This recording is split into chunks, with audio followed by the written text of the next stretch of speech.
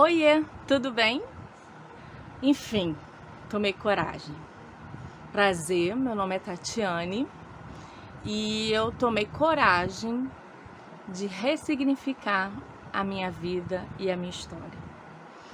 Eu vou começar, eu já tô com isso no meu coração já há bastante tempo, esse desejo no meu coração, e faltava coragem. Coragem para começar, medo de ser julgada, medo de o que vão achar, o que vão pensar de mim. E eu acho que tudo contribui, tudo corroborou. Hoje é um dia muito especial, dia 13 de outubro, dia que o meu caçula completa 20 anos. Sim, 20 anos. Eu vou contar um pouco da introdução da minha história, que é muito longa, mas por que eu resolvi fazer esse canal? Eu vou contar a minha história de trás para frente, porque no início eu não tinha condições psíquicas e nem física para começar a documentar o que estava acontecendo comigo. Meu nome é Tatiane, eu tenho 44 anos de idade e ano passado, no dia 27 de julho, mais precisamente, no 10º dia de Covid, todos aqui na minha casa estávamos com Covid, eu, meus 2 filhos, a Isabela tem 25, o Cauã tem 20 anos e meu esposo, que na ocasião estava com 61. Todos acometidos de Covid, só que a Tatiane, no 10º dia de Covid, foi premiada com um AVC hemorrágico. Corremos para o hospital e todos achando que era uma simples dor de cabeça. Teve, enfim, até o 10º dia foram uma sequência de erros. E eu ouvia que eu estava nervosa, que eu estava estressada, mas era a única coisa que eu não estava, era nervosa nem estressada. Eu só sentia muita dor na minha cabeça e parecia que ia explodir. E ao chegar no hospital, o meu filho, Cauã, na época tinha 18 anos, ele ficou comigo porque ele estava com Covid também, já no finalzinho. E eu entrei para fazer os exames, aquela loucura toda de hospital, de emergência de Covid, uma experiência muito ruim. E depois fizemos uma médica, graças a Deus, a doutora Leila, que eu sou muito grata a ela, bateu o olho em mim, dizendo, todos estavam dizendo que eu estava tendo uma crise de ansiedade, e a doutora Leila, quando bateu o olho em mim, não, ela está tendo um AVC, minha pressão estava 20/13, corre para fazer uma tomografia, um AVC hemorrágico, a cabeça dela tá cheia de sangue. Só que eu estava lúcida, meu lado esquerdo todo paralisou, mas eu estava lúcida o tempo todo, eu escutava o tempo todo. E eu escutei que ela não vai sobreviver, vamos esperar o neuro para avaliação do neuro pela manhã, bota ela na emergência de Covid, mas ela não vai sobreviver. Se ela sobreviver, ela não anda e nem fala. Amanheceu o dia, eu via tudo pela janelinha da emergência. O Covid é muito desumano, a gente fica em isolamento, né? Sem notícia de nada, sem celular, muito frio. São as lembranças que eu tenho, muito frio, muito frio. No 3º dia, na emergência de Covid, que eu também tive uma pneumonia bacteriana antes de ter o AVC, eu tô tentando encurtar a história. No 3º dia eu consegui a transferência para o CTI de Covid.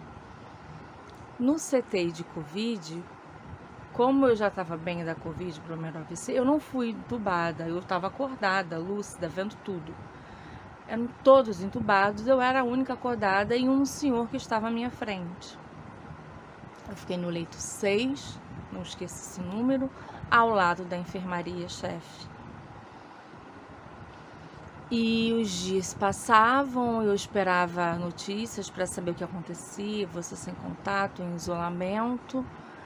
E já no terceiro, quarto dia, você perde a noção de tempo no hospital, né? Você não tem noção do que está acontecendo. E eu consegui mexer a mão esquerda. E chamei um médico, eu gritei, chamei um médico, e o médico: é impossível você mexer a mão esquerda. Isso é um espasmos, né? Que eles diziam que era espasmos, que eu tinha muitos espasmos de dor. Eu falei assim: não, eu consigo sim. Aí consegui apertar a mão dele, e no quarto, quinto dia, não lembro, eu comecei a fazer a fisioterapia. Não esqueço o nome do fisioterapeuta, o nome dele é Márcio. E eu comecei a fazer um monte de perguntas. Era vésperas do meu aniversário. E dentro do CTI, no dia 30 de julho, eu iria fazer 3 anos que eu tinha operado e descoberto um câncer de tireoide que eu tive em 2017. Então era uma celebração e eu estava lutando para viver, literalmente lutando para viver, porque todos à minha volta entubados, eu dormia com gemidos, eu não fui tratada da minha ansiedade, eu não conseguia dormir, eu não estava entubada, eu estava lúcida, enfim. Quando o fisioterapeuta veio até mim e começou a fisioterapia, porque eu tive o primeiro espasmo, e eu cheia de dúvidas, o que eu vou fazer, o que eu tenho que fazer, porque eu era ansiosa, eu queria saber. E eu me lembro que eu perguntei a ele: eu vou poder ter uma muleta? Porque eu queria uma muleta, porque eu queria andar. Eu posso botar o pé no chão? Ele: não. Você vai ter que ter paciência, você vai ter que ter trabalho, toda a sua paciência, que é uma coisa que eu não tinha naquele momento. E os dias passaram, e eu sem contato com a minha família, eu não conseguia ver os meus filhos. E quando eles falaram, no primeiro momento, que eu ia morrer, que eu não iria amanhecer, eu não tive medo, que eu acho não, tenho certeza, porque o que me manteve acordada foi que eu falei para Deus mesmo, naquele momento, quando a gente tem essa experiência de quase morte, eu falei para Deus: Deus, já que o Senhor vai me levar, pelo menos deixa eu ver meus filhos pela última vez, porque o rosto que ficou na minha memória foi o desespero da Isabela, eu descendo a escada, sendo carregada pelo meu primo Tiago, pelo meu filho Cauã e pelo meu marido, e meu filho me vendo entrar, e eu não sabia se eu via mais. E eu pedi: Deus, pelo menos deixa eu vê-los pela última vez, para eu guardar a memória boa. Eu não tinha medo de morrer. E os dias passaram, e esse fisioterapeuta, Márcio, ele falou uma coisa para mim que foi muito importante na minha recuperação. E por isso que eu resolvi dividir com vocês, que ele falava assim: você tem que pensar em coisas boas que te motivem a movimentar os braços. Não pensar que você está aqui dentro do CTI. E naquele momento, eu pensava, quando eu morei em Jaconé com meus filhos, quando a gente corria na praia, o Cauã aprendendo a andar, Isabela correndo atrás dele, e minha filha, a gente tem uma conexão, e a gente tinha que ela chamava umas bolas de areia de peral, e ela gritava: mãe, vamos pegar peral, e aquilo fazia com que eu consegui mexer a perna, e eu ficava dias e horas ali mexendo a minha perna, tentando movimentar os meus braços e rezando para sair. E foi um dia que a doutora Leila permitiu que meu marido entrasse. Foi quando fiz a única vez que eu consegui fazer uma videochamada para ver meus filhos. Amenizou um pouquinho a saudade, mas eu ainda estava ali. E era a noite inteira. Eles me davam um Rivotril para dormir, mas eu não dormia. E a noite inteira eu ouvi a enfermeira, que eu fiquei ao lado da enfermaria, ligando para os parentes levarem os documentos para o óbito. E é muito difícil você ver a morte não de perto. E eu pedi assistente social, pedia muito para falar com alguém para me tirar dali. E foram dias, eu não lembro quantos dias eu fiquei ali. E quando eu comecei a gritar, pedir ajuda, e se não me tirasse, assinei papel de revelia para sair do hospital. Meu marido, minha família, todo mundo ficou louco. porque ninguém tem noção do que acontece dentro de um CTI de Covid e de quem está entubado. E consegui ir pro quarto. Meu filho foi o primeiro a entrar. Ligaram para casa para avisar. E quando ele entrou, a primeira coisa que ele fez, ele tirou o lençol e mexia no meu corpo para ver se estava tudo inteiro mesmo, porque nem ele acreditava que estava tudo inteiro. Era a véspera do meu aniversário, era dia 4 de agosto, o dia que eu fui pro quarto. Não lembro exatamente. E os meus 43 anos, eu passei no quarto. Já era um tratamento mais diferenciado. Meus filhos tiveram que aprender a trocar fralda. Meu marido, medicação, só que eu não sabia muito o que estava acontecendo. A gente fica muito confuso depois do AVC, e eu, com crise de ansiedade, que eu sempre fui ansiosa, eu tentava explicar o que estava na minha cabeça e eu não conseguia falar, e todo mundo, calma, meu lado esquerdo paralisado. Enfim, como ter calma nesse momento? Não dá para ter calma. Fui para casa, não lembro quantos dias, e quando saí do hospital, eu lembro que quando eles me levavam para fazer exames lá dentro, tinha uns maqueiros que levavam sempre o nome Levi, Daniel. Deus mandava profetas lá dentro. Eu pedi o celular para ligar para casa escondido. Eles me levavam para lugares em que não tinha câmera, que era o momento que eu conseguia falar com os meus filhos. Eu não lembrava o celular de ninguém, era o único telefone que eu tinha, era da minha casa. Aí eram os momentos que eu conseguia falar com eles quando eu estava no CTI. No quarto a situação ficou um pouco melhor. Eu tive acesso ao telefone, eu tive acesso ao celular e as coisas foram melhorando. Voltamos para casa. Primeira coisa, em casa, sem noção, você volta. No CTI, me deixaram no quarto. A primeira coisa que eu fui fazer é levantar, porque eu achei que eu conseguia andar. Eles que não permitiam andar. Eu fui de cara no chão, atrás da porta do quarto, e ninguém conseguia abrir a porta do quarto. Foi a primeira experiência. Muita dor. Eu não sei explicar quão dolorido é. E a família toda se reestruturando, meus filhos, meu marido, a minha filha organizando a medicação, ela com tabela, com despertador em celular, e eu sem saber nada o que estava acontecendo. Eu só sabia que em minha cabeça tinha sangue. Era a única coisa que eu sabia, que na minha cabeça tinha sangue. E na alta, fisioterapia, aquela coisa toda, procura fisioterapeuta, o que vai fazer, recuperação. E quando estava demorando algumas coisas, e eu falava, eles estão mentindo. Eu pensava, né, na minha cabeça, divagando, eles estão esquecendo. Arrumaram cadeira de roda, é porque eu não vou andar mais. Eu já estava perdendo a esperança em andar. Foi uma experiência muito forte, não só para mim, quanto para os meus filhos.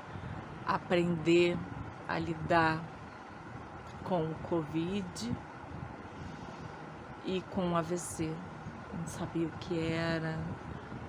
As questões de fralda, não anda em cima da cama, quem vai ficar com ela, alimentação, medicação, comprar remédio, aquela loucura toda. E eu desnorteada, eu tinha crises que eu tentava falar o que estava na minha cabeça e eu não conseguia. Até um momento que eu ia pro neuro, doutor Renato, eu comecei a chorar, eu não falava, eu só chorava. E o doutor Renato teve Covid também. Então ele falou, eu entendo o que ela tá passando, porque eu sei o que é isso. Deixa ela chorar. E todo mundo com medo, né, de eu chorar, minha pressão subir, ter outro AVC, que era o que eu ouvia. E quando eu ouvi assim, agradeça que você não morreu. Nossa, como isso dói. Como isso dói. Como se você tivesse culpa de ter sobrevivido, sabe? E eu ter visto tanta gente morrendo. E eu só chorava. O Renato passando os remédios pra me acalmar mais. Fomos em psiquiatra, minha psicóloga maravilhosa, doutora Adriana Paura, nunca me abandonou. A irmã dela, Simone, nunca abandonou, sempre ligando, perguntando. E eu desnorteada, fora de mim, do meu corpo, não era eu. E não conseguia fisioterapeuta, aquilo corre daqui, corre dali, minha família organizando. Até o dia que a gente conseguiu um fisioterapeuta, que ele entrou aqui em casa. Eu deitada numa cama, com fralda, meus filhos preocupados, um short, para fazer fisioterapia. Ele faz a primeira avaliação. Aí ele falou o nome dele. Eu não lembrava o nome dele, eu trocava o nome. Eu me lembro que eu chamei ele de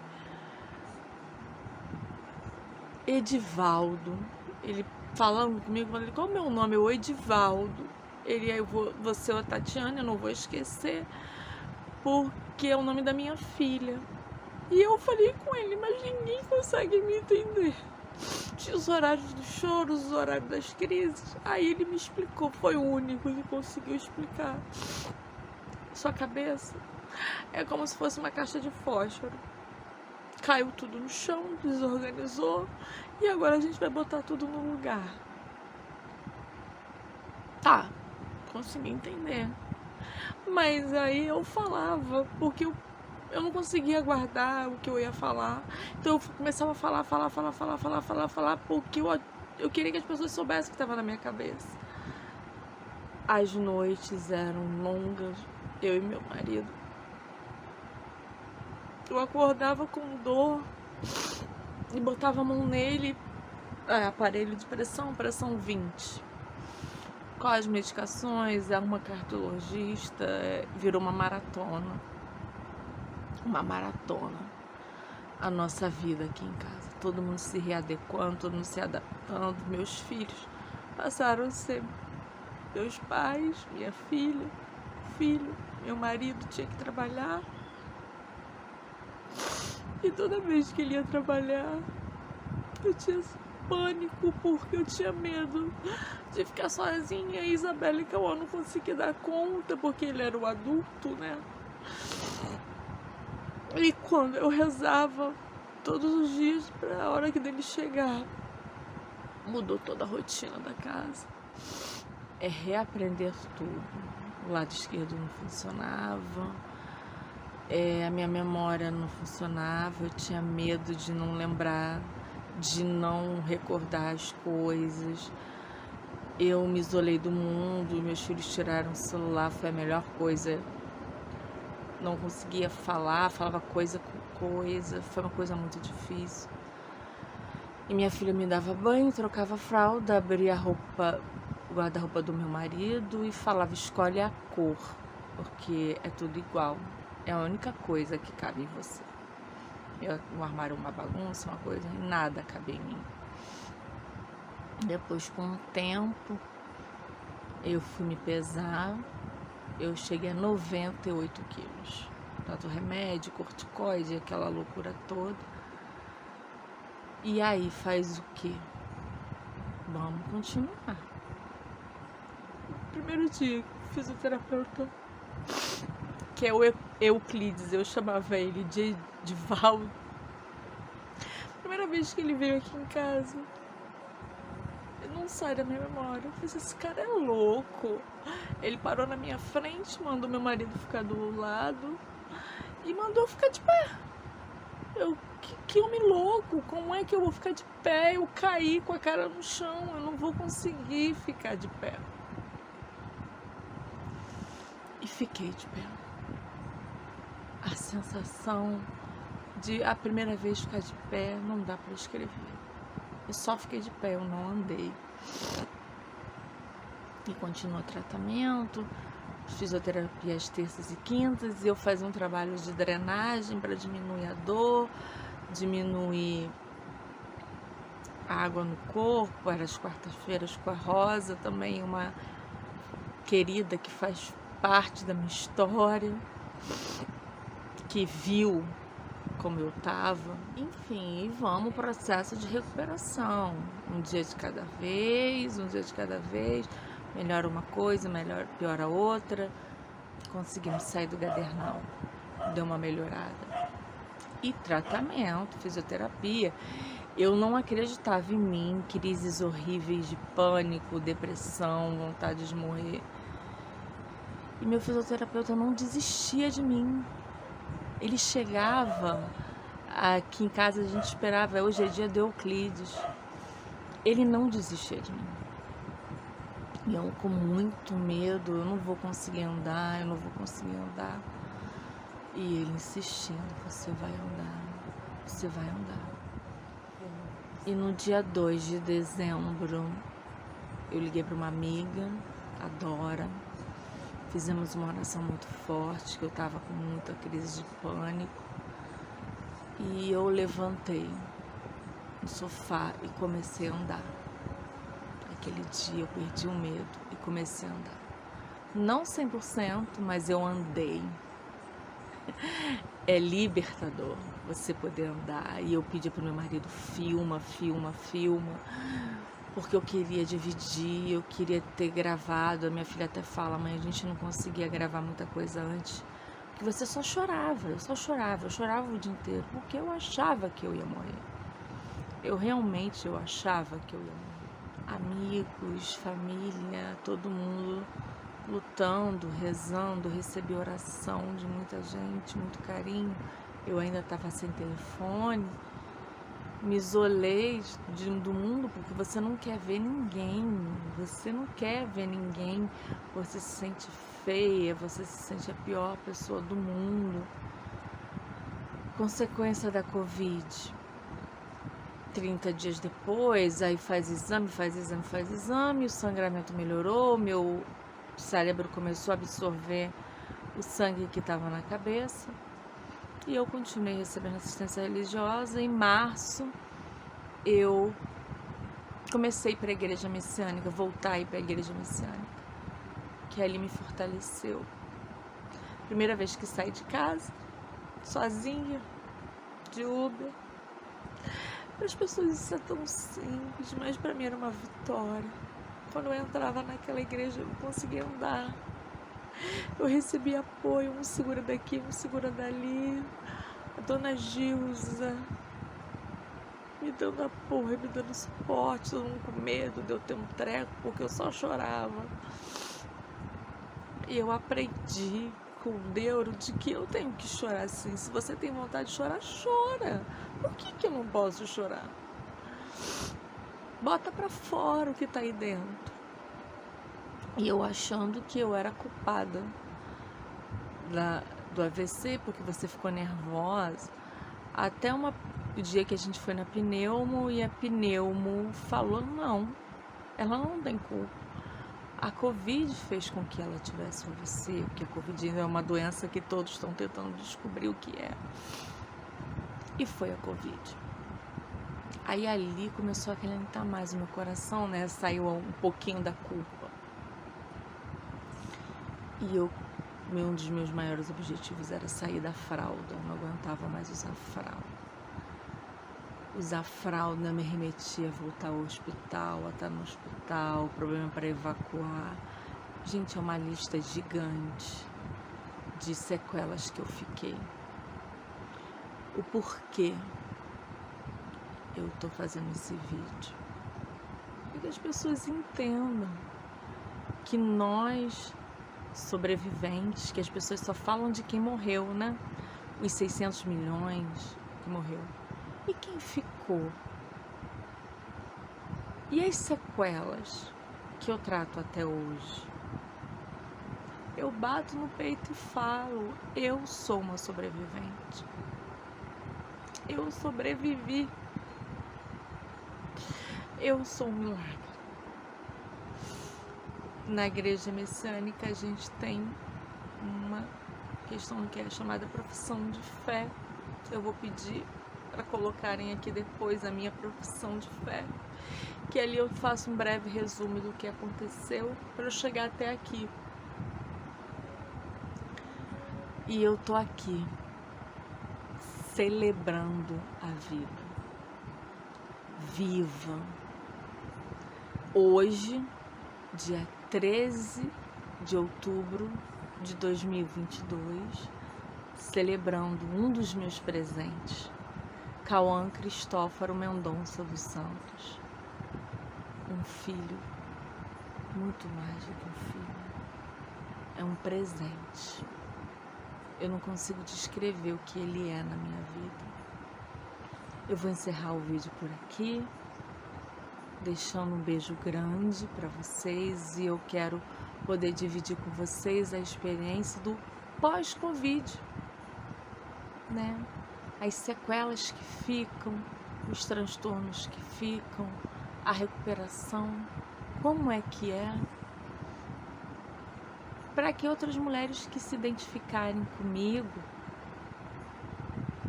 possam vir aqui também dividir sua experiência, que seja um lugar de dividir a experiência. Um beijo para vocês, eu vou encerrar por aqui. Fiquem com Deus. Gratidão por terem me ouvido até aqui, por terem vindo fazer parte da minha história, do meu recomeço, porque é assim que eu me sinto, recomeçando a vida. Nossa, nem parece que você teve um AVC. Esse vai ser meu slogan. Nem parece que você teve um AVC. Mas eu tô aqui, viva.